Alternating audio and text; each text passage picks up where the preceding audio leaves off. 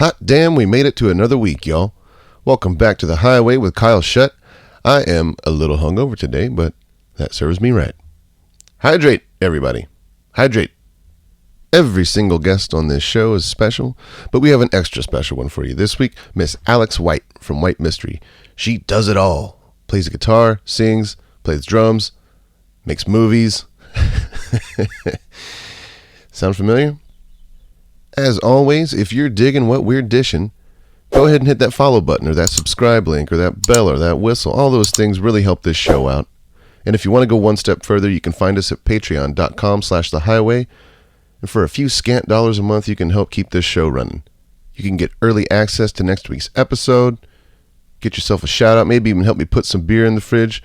This week we got Glenn Sullivan, my boy Jody Giordano, my other homie Tim Fay.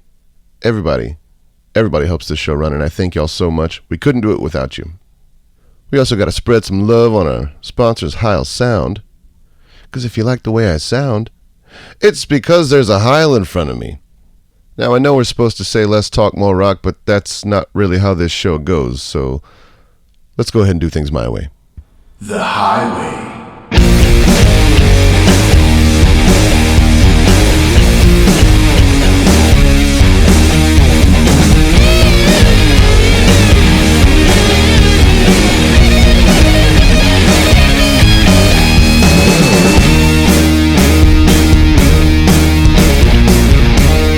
Everybody, Miss Alex White from White Mystery and many other projects through the years. You've been busy. Yeah. I started playing guitar when I was 13 and started playing in bands. I'm born and raised here in the city of Chicago, so we were playing basements and backyards as teenagers. Yeah. And then I started playing with older people when I was in high school and started touring and started a record label. And for the last 13 years today, I've played with my brother in White Mystery. I love it. The old. Did you have a sibling rivalry and then you came together over music, or have you always been best friends, or do you still hate each other? I don't know. We are inseparable besties for Awesome. sure. That's rad. Yeah. He wishes he could be here, but Francis White, my brother and the drummer of White Mystery, is a teamster, so he is working today on set. You got to make that money these days when you can. Especially this year. I know, right? Is he stoned on the job right now? Do we need to report him? No comment. Well, I would love to pick your brain about Chicago. It's actually one of my favorite cities in the world. It's different than your average metropolitan, just huge area, because you just drive through the Midwest and you're just going through tiny town after tiny town, and all of a sudden just Chicago just opens up and you're in this massive city. I love it. Every time I pull into Chicago, I'm like, oh, finally a real city. Goddamn. But and you said you've been playing with them since 03, you said, right? Playing bands? Yeah, with White Mystery and everything since. With White Mystery, so we started the band where we looked at our MySpace. We're like, when did we start this MySpace? Yeah. It was on April 20th, 2008. 08, okay, sorry, 08. Okay, yeah. Sweet. So, Chicago is one of those cities that, I swear every time we would play there, we'd play a different venue. It's there's no shortage of clubs or anything there. There's definitely my favorites, Double Door, which I don't know if is there anymore. Or closed. That's okay. But Empty Bottle, Subterranean, all that stuff. And just, I wanted to ask you, are there any clubs that you haven't played in Chicago that you would like to? That's such a good question. So we've played 1,200 shows since 2008. That's crazy. And, we've played some venues in Chicago 25 times, right. like the Hideout and the Empty Bottle and Sub T. But I guess as far as places that we have never played would be the United Center, where the Bulls play. Uh-huh. Or Soldier Field, where Metallica played. So we haven't played a stadium, but we've played on a parade float with Sir Richard Branson, going down the street. Wild, crazy, on boats, on trains. We played the train station with Mavis Staples, weird places, but and I think there's still time, to play those big-ass stadiums, sport arena places. That would be sick. I love playing arenas. It's such a different thing because you almost can't hear yourself. I'm not a big fan of being on in-ears. You know, I like monitors and stuff, but like when at a venue that big, you almost have to have ears in just so you don't get tripped up by like the kick drum echoing off of something like 100 feet away or whatever, you know. And it's interesting. I was trying to think of the only places I haven't played in Chicago. I've never played the House of Blues there. It's like one of the most famous houses of blues, House of Blueses. I don't know how you say it, but Blues. but yeah, that was one of the only ones that I never got the chance to play. Maybe one day. I don't know. We'll see. Yeah. But We played there a couple years ago. Uh-huh. Yeah, it was cool. It's a great stage. It's a really big room. It kind of opens up in front of you. It's like multi-floored, multiple balconies. And one of my favorite memories is seeing the Cramps there when I was like 15. Oh, that's so sick. They're one of my favorite bands. Yeah, same.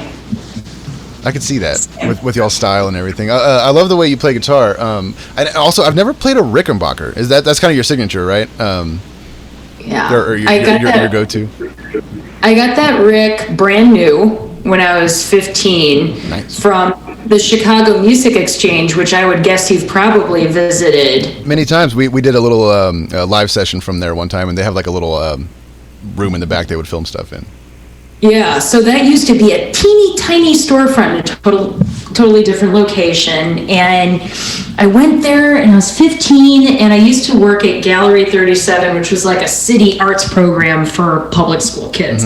We actually made money painting, and I had all my, birthday checks and babysitting money. And you don't need a car in Chicago. You don't turn like 15 or 16 need a car. We take the train, the bus everywhere. I was like, I need to get like a real axe, because I learned on one of those Dan Electro reissues, those early 2000s Dan Electros. Those are tough to play, actually. Like if you learn on a guitar like that, you can kind of play anything.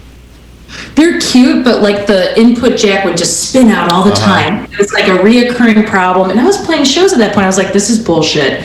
I need a real guitar. And there's this guy named Heath Jensen who now owns Rock and Roll Vintage, which is a very cool specialty gear place in Chicago. And he worked at the Music Exchange at the time, and I was like, I don't want a Strat, and I want to be a Strat daddy. You know what I mean? Yeah. And I don't want an SG, because everyone and their mom plays an SG. Like, what do you think? And the 330 was up on the top rack, and he pulled it down, and it was like Angel's Choir. Like, oh, like this beautiful fire glow rack. And it's been my main guitar since. I'm 36, so I've had it for 21 years. My goodness. I'm not really that much of a gear nerd. People probably don't want to hear that. They're like, no, but I look at guitars like tools. Like I use them for what I need them to do. I just try to use the guitar as like, it's not to sound too cheesy, but like an extension of myself to like take that noise in my head and like make it become and everything. So I ended up partnering up with Reverend Guitars, and I got to design my own guitar, which was great. If I could marry Reverend Guitars, I would, but it's a guitar. It won't talk back to me. But so that's rad. And mine's kind of, it's like a real big body too, kind of like your Rick. Just like I like a big, nice kind of like semi-hollow guitar. It makes the resonance just kind of sing a little more when you do crazy bends or stuff like that. But yeah, I do love it. The semi-hollow is where it's at, especially if you play with like a muff, which is my favorite. Like I have a signature pedal called the Firekeeper. Nice. Which is based on a big muff, like a 79 Ram's Head muff, which is like epic muff. And all you need is a Rick, one muff, like something like that, and then I play through orange amps, which I fucking love. That's great. Who made your pedal? So Daredevil Pedals here in Chicago. Sweet. Very cool boutique here, and that just trio of ingredients just like squelches. It's so big, and when you're in a two-piece, you really have to carry a lot of weight. That's intense, because you got no bass to fall back on, so I could see that muff. With the Sword, it was like we had so much low end going on with our bass player, and he had a bunch of synthesizers and stuff too. I ended up finding that the tone that I would have to create would be really harsh and abrasive just to cut through all that, to where like by itself it might not necessarily sound like like the most pleasant tone in the world. But that's got to be really fun, just being the only guitar player and just like letting it rip. It is cool. Yeah. And just what you're describing, where you're, like if we isolated your track just on its own, you know, versus how it integrates with your band and like the role that it plays. But it makes me think of that documentary with Jack White, It Gets Loud or something. Do you know what I'm talking about? It Might Get Loud. It Is Might that what Get it's Loud? called? Yeah. And I remember that movie not getting loud once. But well, but whatever. I was gonna reference the part where the Edge from U2 is like, all right, so I turn on like 3 chorus pedals and then it sounds something like this. It's like screener getter.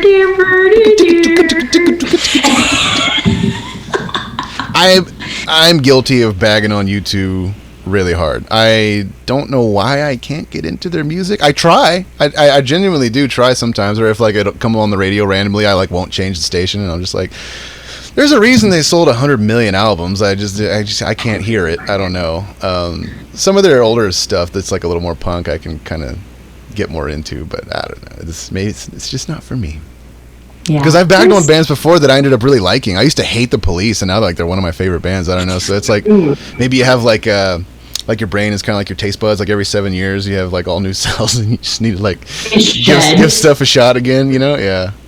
Ooh, the Police. I have not quite come around to that, but I will admit that in high school I did not like Metallica, you know, like in the early 2000s, because there was a big rift between whether you were a punk or you're a metalhead, and you couldn't be both. It was either, you know, especially in Chicago. I mean, like I really wanted to touch on the punk scene there because I almost moved to Chicago in 2000. Instead, I moved to Austin, but I adored, you know, thick records, all like Blue Meanies, Lawrence Arms, Broadways, fucking who else is on it? Slapstick. There's more. There's too much. An Alkaline Trio from there. I mean, like it's just I'm a punk at heart. I really am.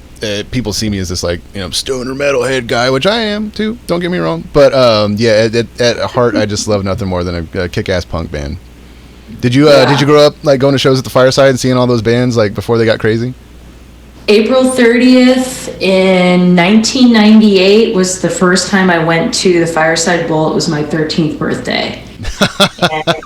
and I went and I saw the Teen Idols. Nice. Who were like, you know, of that kind of era of amazing music that was coming through Chicago, with Fireside Bowl being that hub for those bands.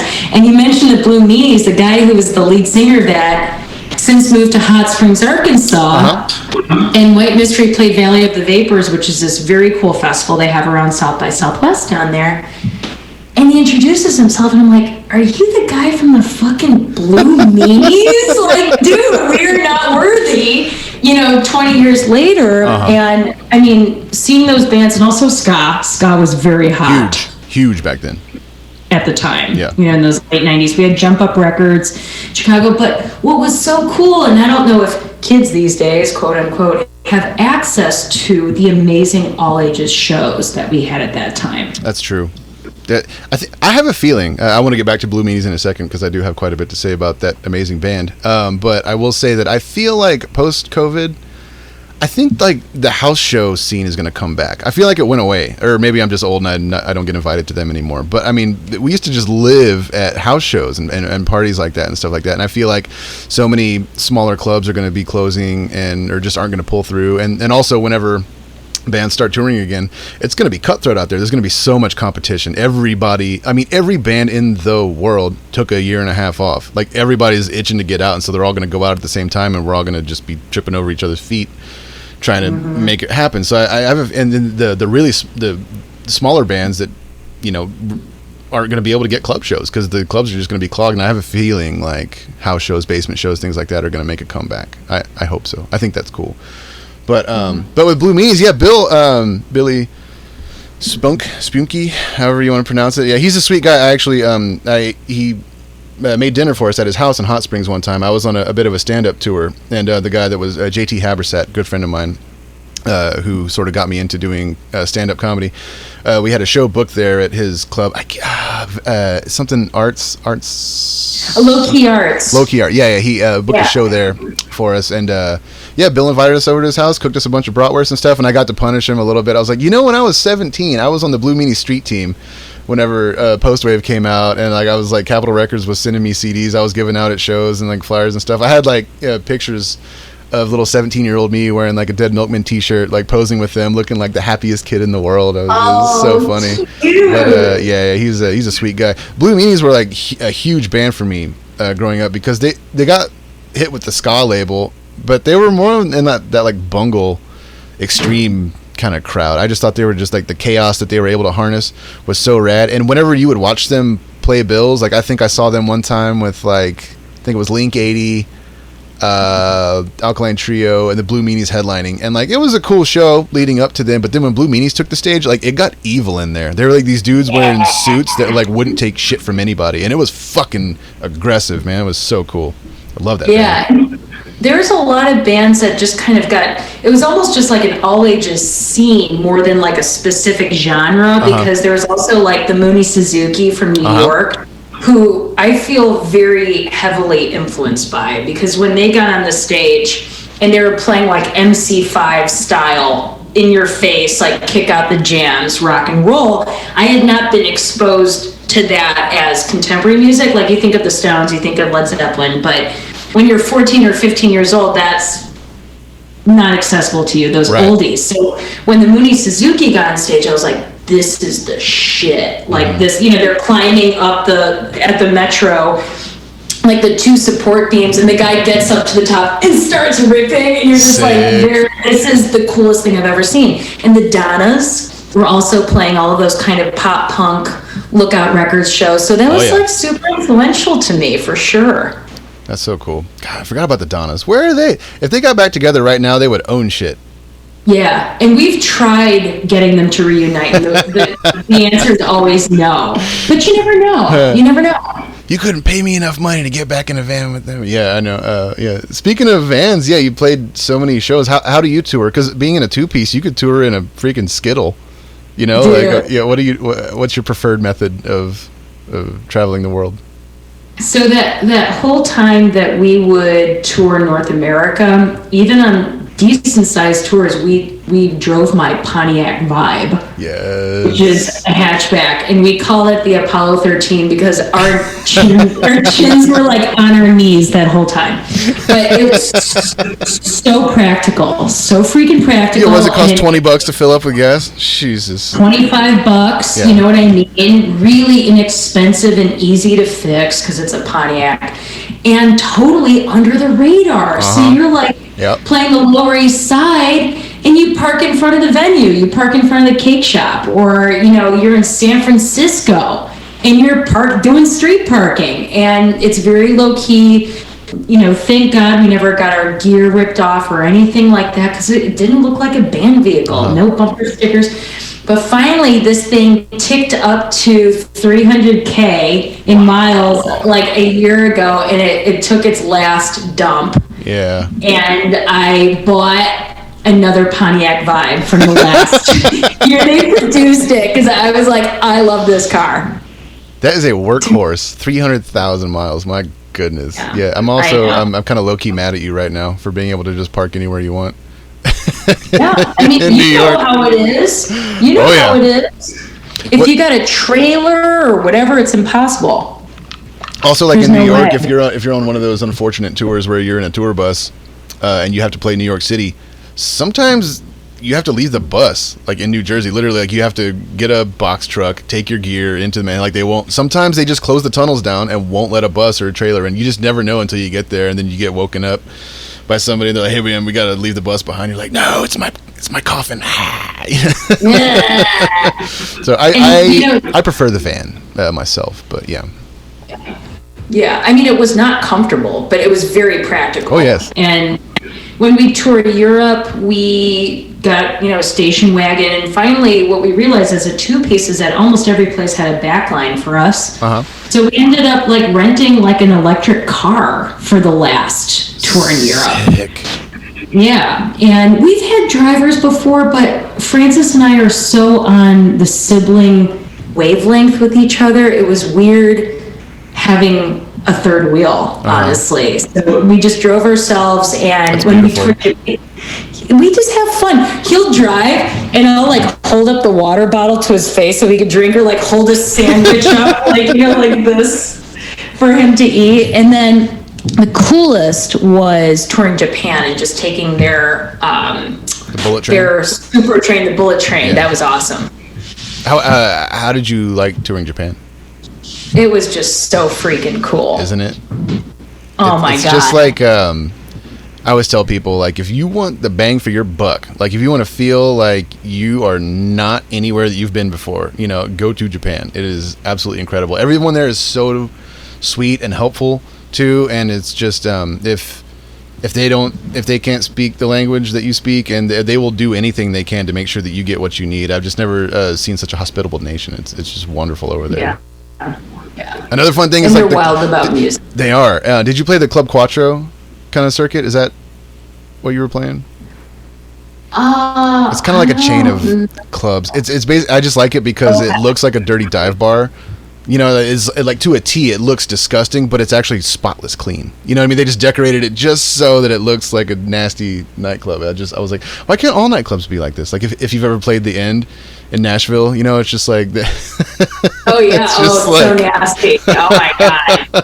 it's like, can y'all just clean this shit Yeah. up? I heard that place was like in trouble or something. Like Exit In is for sale, and like the end they might want to really? tear down or Oh my something. god, Yeah. I had no idea. Eesh. Yeah. That's a music But yeah, town. Japan was. So there's this band I want to shout out to called the Zoo Bombs, who are from Japan, and that's who we toured with. So we did 7 shows in 7 days in 7 different cities, and they were also just like the nicest people on earth. Plus they rip, you know, on top of being excellent people. But they played the first ever South by Southwest in Austin when Wow. it Like had that 96 or something like that, or whenever that. I can't remember how old it is. 94, something like that. And that was when they kind of first started, and they were trying to pull internationally as a priority of that festival. It's like, we are grabbing talent worldwide. And I think the Zoo Bombs at some point also played with Nirvana when they played the US. Damn. Yeah. I've never heard of them. I gotta go check it out. They're What, cool. is it like punk, or is it like what would you label it as? Do you think? It's rock and roll. It's very Stones influenced rock and roll, very garagey, but then it has some like kind of cool like psych sort of interludes that happen. I'll follow up with you and send a link, but it's great stuff. That's awesome.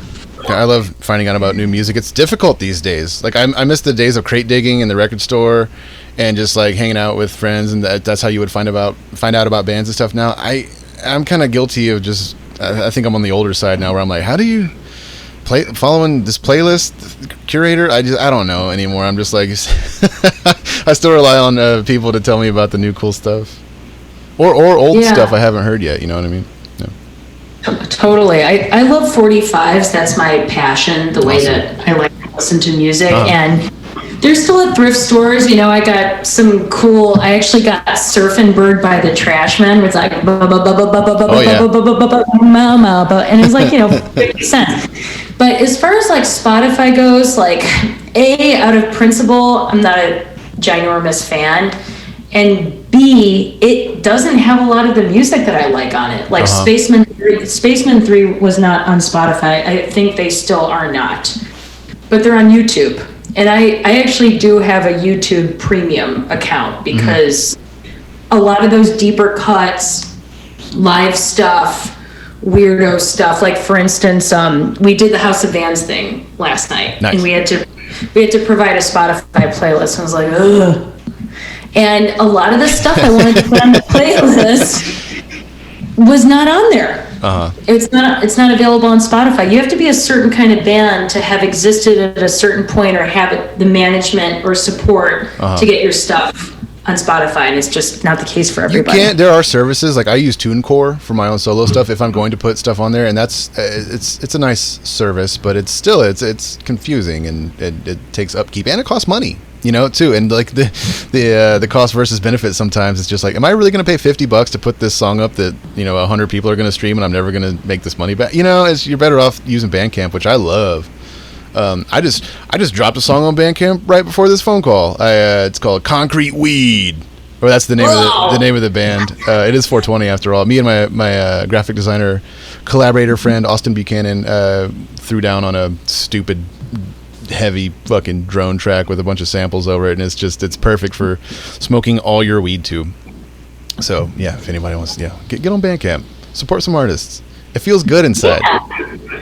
Yeah, it's accessible. You know, like I feel like there just aren't many hoops that you have to jump through to get your music. It's almost like what MySpace was. Like that was the huge, awesome kind of technological development in my early music career, being a teen and getting the first ever version of GarageBand on your little laptop and being like, yo, I can record a demo in my basement just off the internal mic on my laptop and get it on MySpace later that day. We're like a fucking band all of a sudden. Why did we abandon MySpace? Who decided that Facebook was going to be it? Facebook is the worst. I just think, I mean, I know I'm on it everywhere. I have to be, unfortunately. But it's just like MySpace, it was perfect.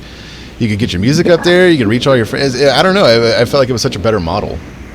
It was freaking awesome. Bands could message each other, which now we kind of have to use Twitter for that, because on Facebook it would be Kyle and Alex messaging each other directly, but I might end up in your weird other box because we're not blah blah. But in MySpace you're just like, hey, we're playing Detroit soon, you guys want to play together? And that was like a means of communication, and you could actually customize your page, like black background, red, Comic Sans, whatever, like, fun.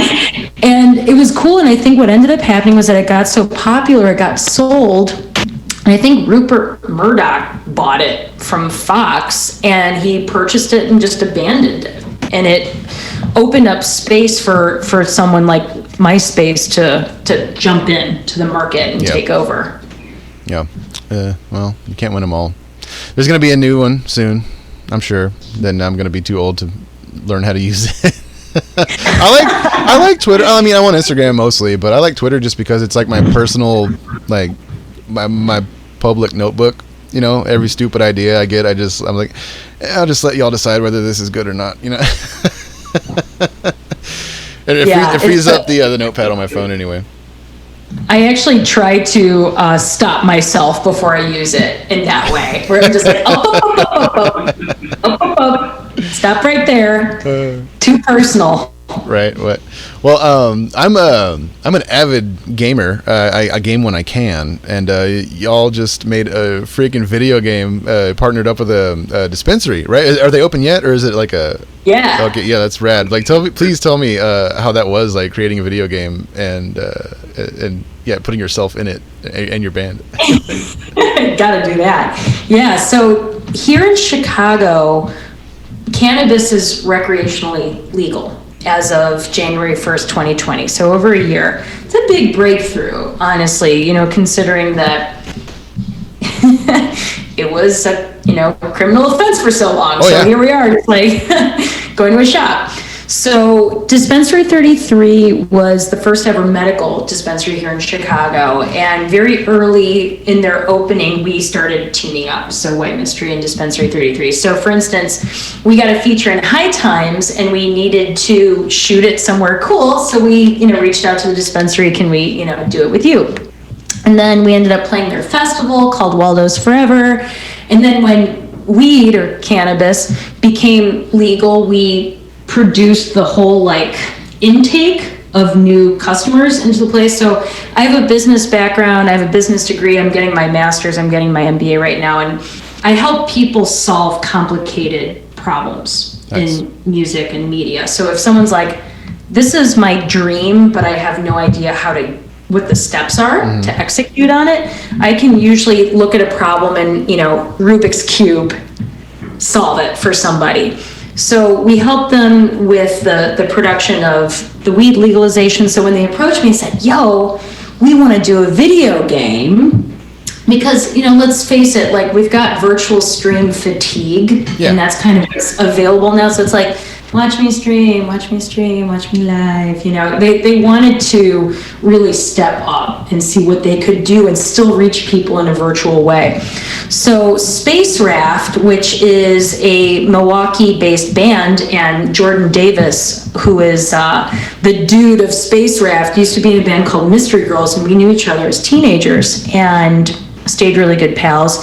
He put out his own NES game a year or two ago. He did a Kickstarter, and I was like, that's like the coolest thing I've ever seen. So when Dispensary 33 reached out, I was like, I got a guy. And I had this vision of an alien in outer space, looking down at Earth, and the globe turns and it's just like a pot leaf. And Waldo, the little alien's like, I gotta go down there. and the game is Waldo going through the city of Chicago, hopping across our trains, dodging rats, pizza, hot dogs, the whole shadoodle, and, flying around in a spaceship, collecting joints and hitting the bong, and he starts going super fast. And we made it together. We actually produced it in like a month and a half. It was super aggressive. Fast. I thought it was going to kill me. Like, I thought I was going to die, and and everything was fine. So, and then, it's available to play mobile and on desktop, and we're producing NES cartridges. So that's incredible. Yeah, I played it. It's very fun. It's seamless. It really is. Just the mechanics are just simple enough for anybody to grasp, and it's just when you hit a joint and he just starts flying and like you're collecting the little tokens. This shit is so fun. I loved it. It's a great job. Thank you. And then you get to see a white mystery show at the end. Yeah, it's great.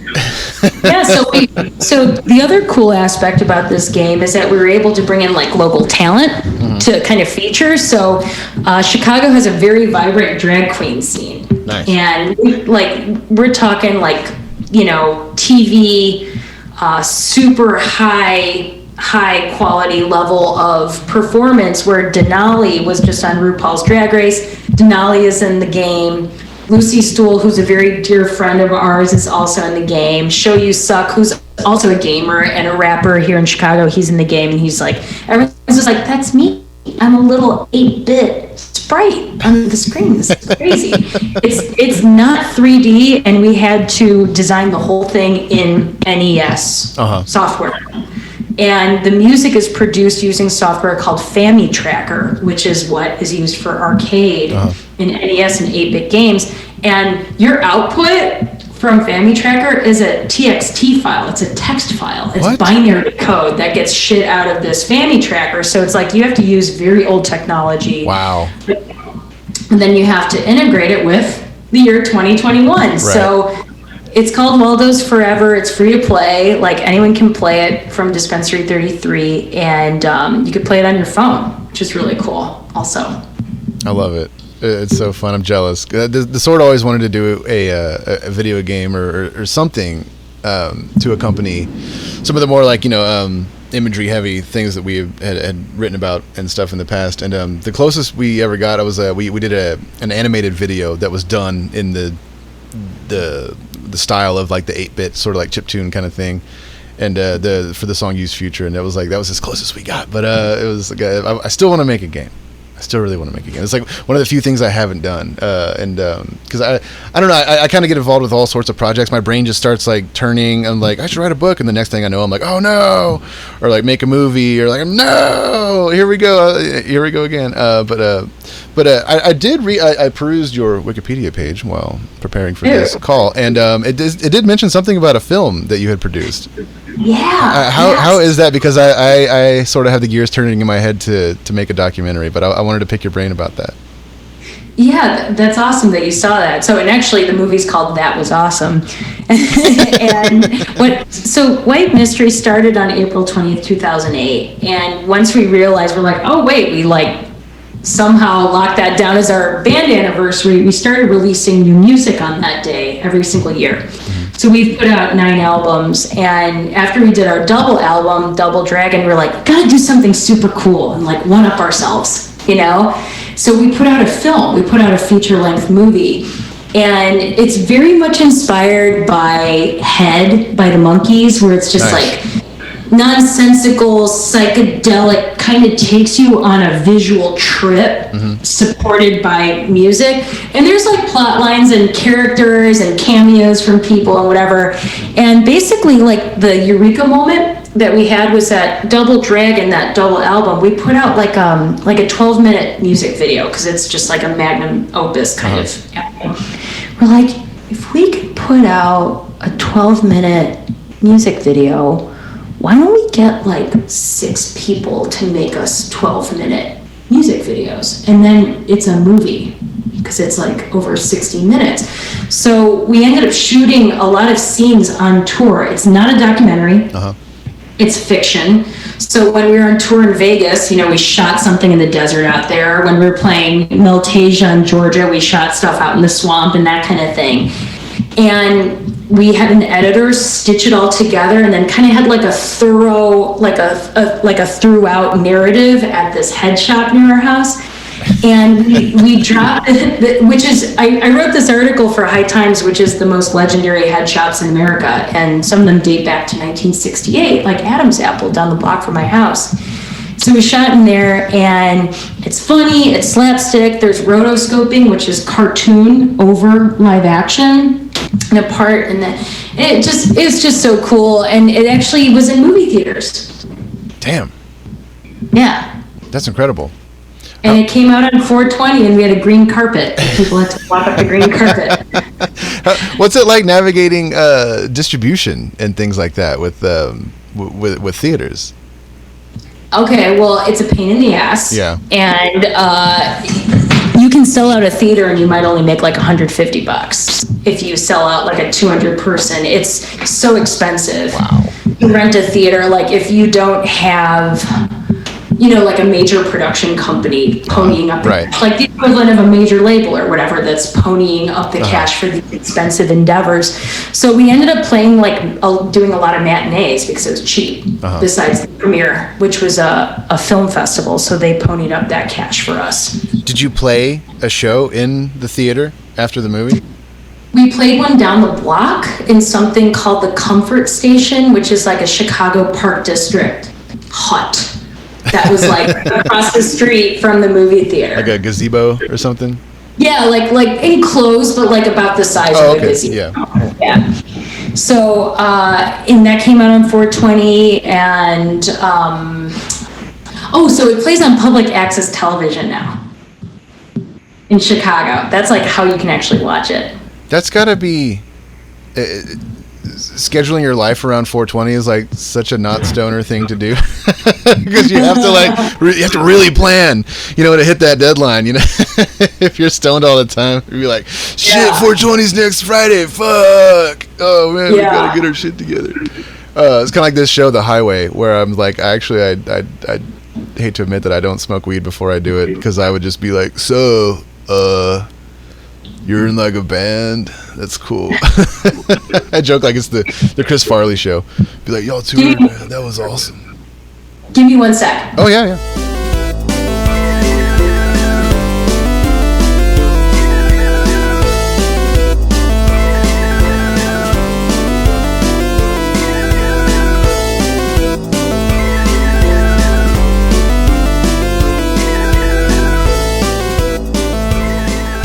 All right. Hopefully that doesn't mess up your editing. No. It's I run it all the way so that it's super easy. I mean, it takes about the amount of time that it does to actually make the phone call, so it's not that bad. It's a convoluted setup for those at home that care. I've got a Heil PR40 plugged into a Focusrite Scarlett Solo from my end, and then your end is literally it's just through a dongle, and then like a 1/8 inch to a 1/4 inch male into, like, straight out of my phone right into the Focusrite, and then I just run that through Reaper, and it works pretty well actually. It took some doing, but it's like I've got 7 different adapters, like going at all times. I know it's Who came up with that word dongle and assigned it? You know what I mean? Like, okay, you know what? I know what we're gonna call it, a dongle. I want to be that guy. It's like, we have a lightning cable. Oh, that's rad. What are we going to call the adapter? I don't know, like a dongle? I don't know.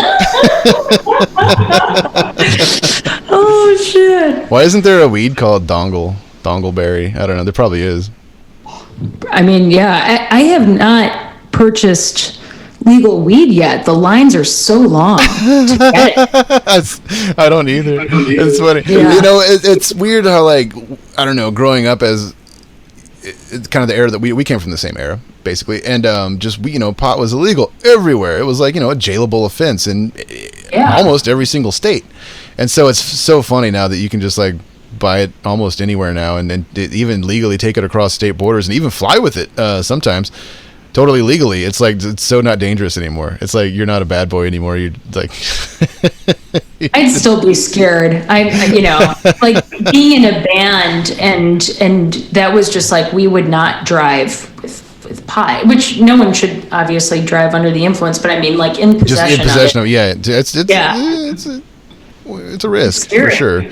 That's the thing too, is like sometimes you get to a club and like, we would, just start lighting up joints and be like, we've been in the van for 8 hours, and you just get to the club, just start cheeching. And then, somebody comes in like, what are y'all doing? You can't smoke pot in here. What do you think this is? It's like, who you booked, right? See, on the poster right there, it says The Sword, Stoner Metal. Like, what do you think, we were going to come here and drink fucking tea? You know what I mean? I mean, I will. I could use some tea. But, it's just one of those things where I'm like, oh, come on, y'all. Just, at least if you own a club, have a little area somewhere where the bands can just go do what they need to do to be able to perform, right? There's nothing kills a rock show vibe more than rules. Yeah, there's got to be a janitor's closet that can accommodate us somewhere in this building, right? My brother and I like standing up, leaning against walls with like a mop bucket where it's like, this is fine. This is great. Thank you. And this whole year has been so wacky. This COVID year, this non-live music year. And like you said, I really like what you were, speculating about, just everyone's going to be on the road competing for these clubs, for these audiences, etc. It's going to be very interesting to see what happens there.